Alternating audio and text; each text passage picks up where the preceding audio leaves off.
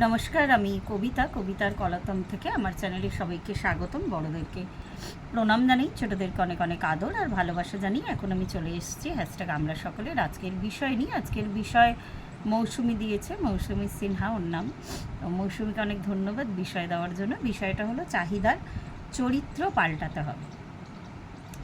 তো চাহিদার চরিত্র বলতে আমরা চাহিদা তো বুঝতে পারি, যে কোনো কিছু আর কি কামনা করা, নিজের জীবনে ভালো হোক, প্রত্যেকের জীবনকে উন্নত করতে চায়, অ্যাটলিস্ট যাদের সেন্স আছে।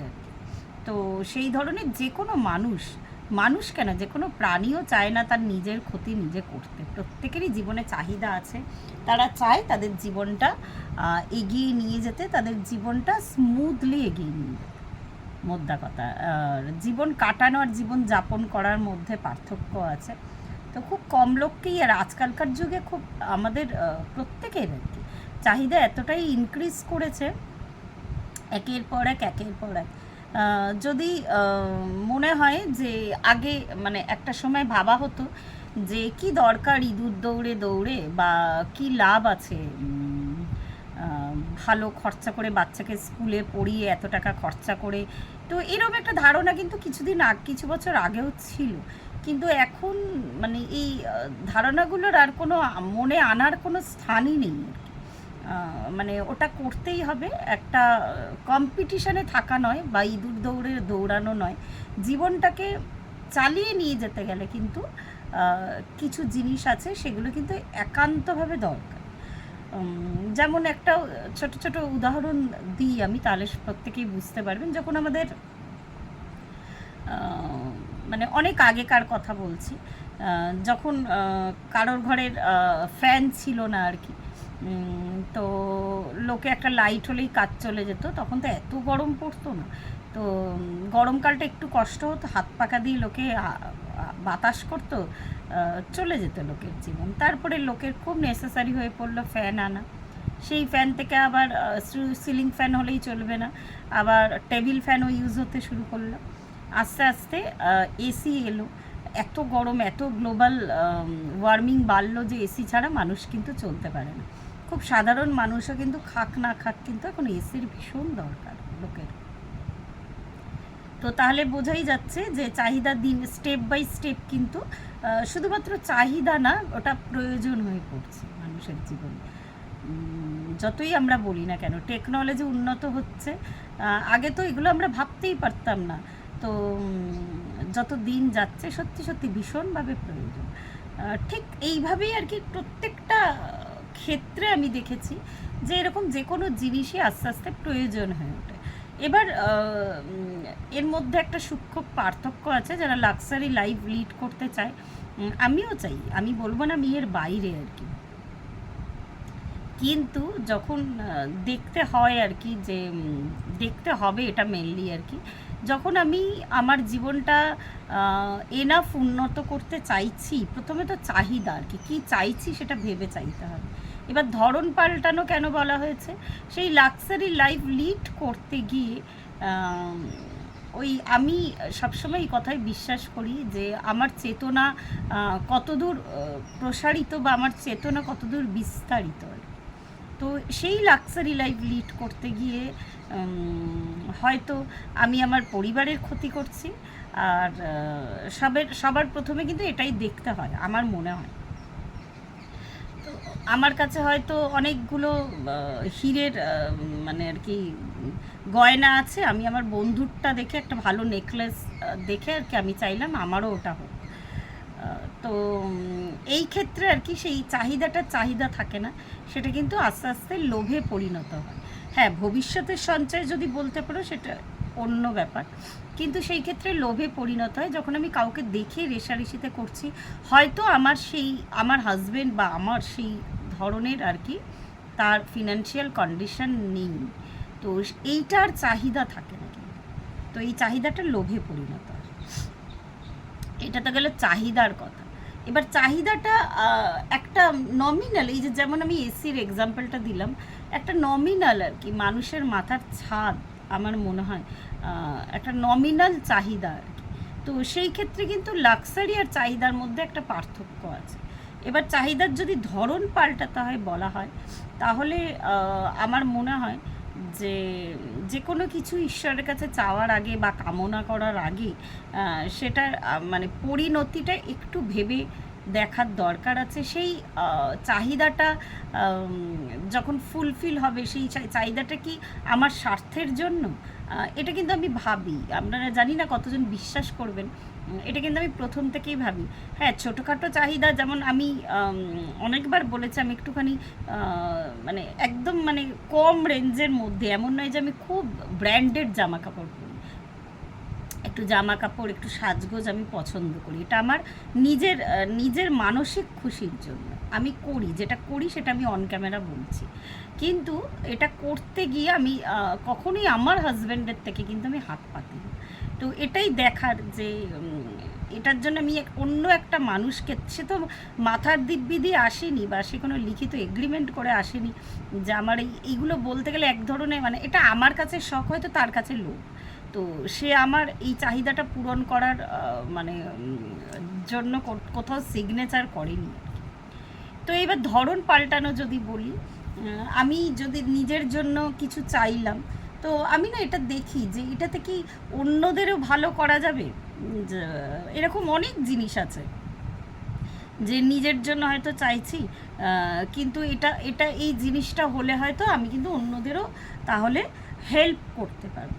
যেমন আমাদের সময়ের কথা বলি, আমাদের মানে স্টুডেন্ট লাইফে, জানি না আমাকে যারা অন ক্যামেরা শুনছেন, আমার কাছাকাছি বা আমার থেকে বড় যারা বা আমার থেকে একটু ছোট যারা, তারা এই ব্যাপারটা বুঝতে পারবেন, অন্যরা কেউ বুঝতে পারবে না। যেমন একটা জিওমেট্রি বক্স বা একটা ক্যালকুলেটর, ইলেকট্রনিক যে ক্যালকুলেটরগুলো, সেগুলো কিন্তু খুব কম মানুষের কাছে, কম স্টুডেন্ট কিন্তু অ্যাফোর্ড করতে পারত।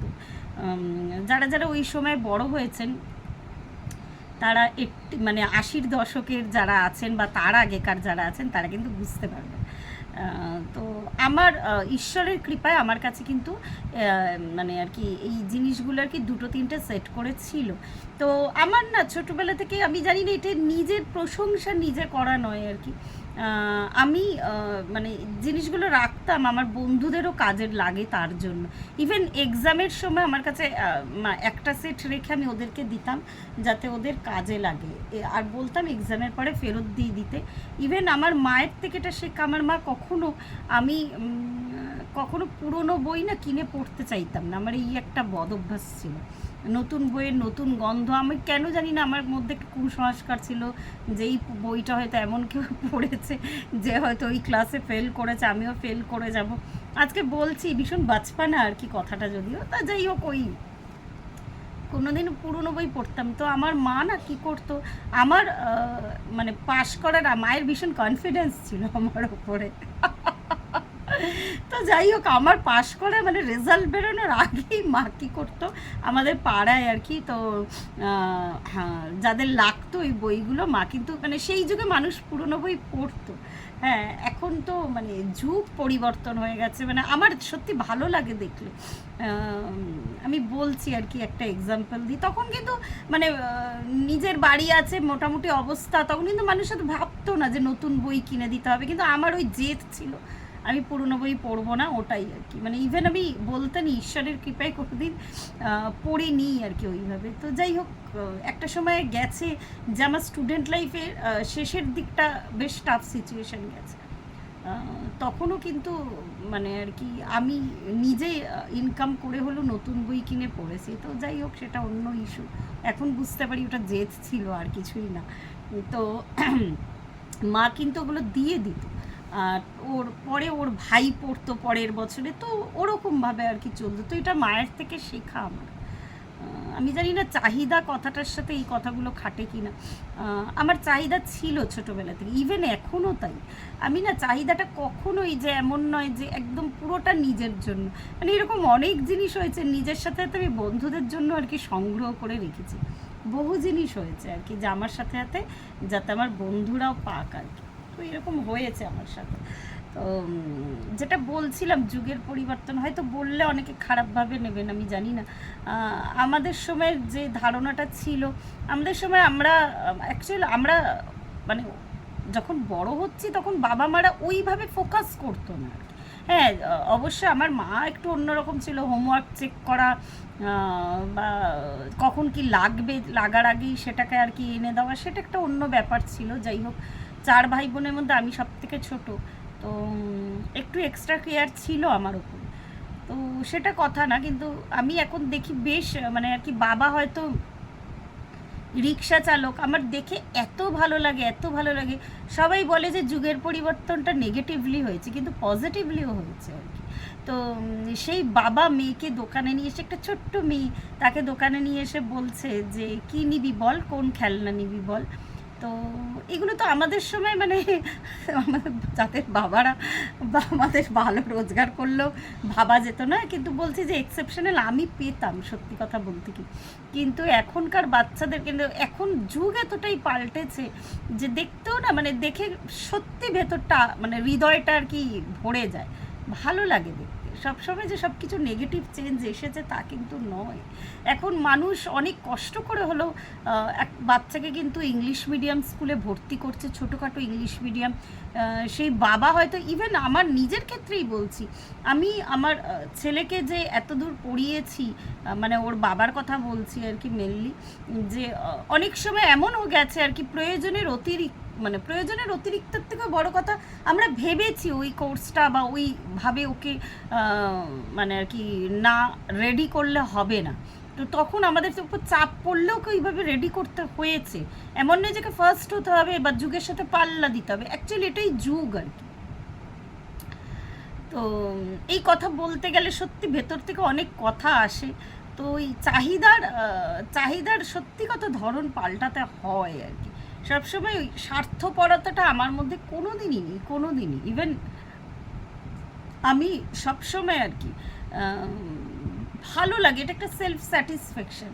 আমি এর আগে এক্সাম্পল অনেকবার দিয়েছি, এনজিওর কথা বলেছি। ইভেন এখনও আমি যে এনজিওর সাথে যুক্ত আছি, যদিও কি সামান্যই মেম্বারশিপ লাগে, কিন্তু এই মাঝে মাঝে যে কাজগুলো হয় সেই কাজগুলো মাঝে মাঝে আমরা মনে করলে আমরা কন্ট্রিবিউশন করি আর কি।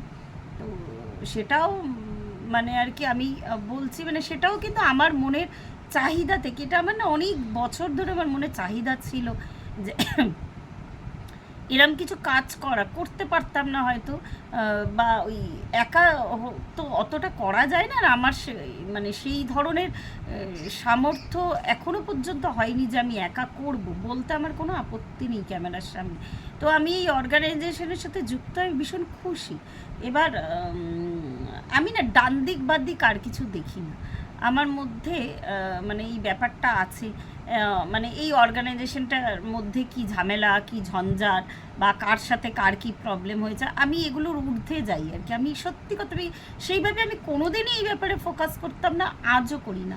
আমি দেখি যে কাজটা হচ্ছে কিনা, সেই কাজে আমি কতটা কন্ট্রিবিউট করতে পারছি, আমার কন্ট্রিবিউশনটা সঠিক জায়গায় যাচ্ছে কিনা। তো এইগুলো একটা ব্যাপার আর কি। তো এইভাবেই মানে আমি ছোট্ট একটা মানুষ, ছোট্ট একটা সত্তা, কি বলবো, ছোট্ট মানে বয়সটা অনেক হলেও আর কি ছোট্ট একটা ব্যক্তিত্ব, কিন্তু আমার মনে হয় যে এমন নয় যে আমি মানুষের মনে ইমপ্রেশন ফেলে যেতে চাই আর কি, মানুষ আমাকে মনে করবে আমার মৃত্যুর পরে আমি এটা করে গেছি। এই কথাগুলো না আমি অনেককে বলতে শুনলে আমার অন্তরাত্মাটা কেঁপে ওঠে আর কি, যে আমি এটা ওকে দিয়েছি, আমি এটা ওর জন্য করেছি, আমার প্রচণ্ড খারাপ লাগে। তো এটাও নাই, এগুলো হচ্ছে এক ধরনের মানে যারা করে তারা বুঝবে, অনেকে সত্যি সত্যি অহংকারের বশবর্তী হয়ে করে, কিন্তু আমার যেন এটা অন্তরের আর কি ভালোবাসা, অন্তরের একটা স্যাটিসফ্যাকশন। তো আজকে চাহিদা বলতে গিয়ে সত্যি সত্যি অনেকগুলো মনের কথা বললাম। আমি ওই যে মাঝে মাঝে তো অ্যানালাইসিস করি সমাজকে, নিজেকে, সর্বোপরি আগে নিজেকে। তো এই কথাগুলো মনের ভেতরে জমা ছিল, ওই বলি আমি সবসময় স্বীকার করি, হ্যাশট্যাগ আমরা সকলে হচ্ছে আমার কাছে আমার ইনার ওয়ার্ক। নিজেকে ঘষা মাজা আর পলিশ করা। আর যদি কোথাও মনে হয় যে আমি কোথাও ভুল বলছি, যারা আমাকে প্রত্যেক দিন দেখো বা দেখেন, শুধু আমাকে ভালোবাসেন বলেই সবসময় হ্যাঁ বা সহমত লিখবেন না, অবশ্যই আমাকে সেখানে দাঁড়িয়েই থাকি, কিন্তু কারেকশন করে দেবেন। আমি এই জিনিসটা বেশি পছন্দ করি। আমি এমন কিছু নেক্সট লাইফে নিয়ে যেতে চাই না যেটা মানে আর কি যেটা ঠিক নয় আর কি। তাই জন্যই বললাম, তো এটা আমার ইনার ওয়ার্ক, এটাতে প্লিজ আপনারা কন্ট্রিবিউট করুন আর কি, আমাকে শুধরে দিয়ে। প্রত্যেকে ভালো থাকবেন, পরিবারের সকলকে ভালো রাখবেন। ধন্যবাদ।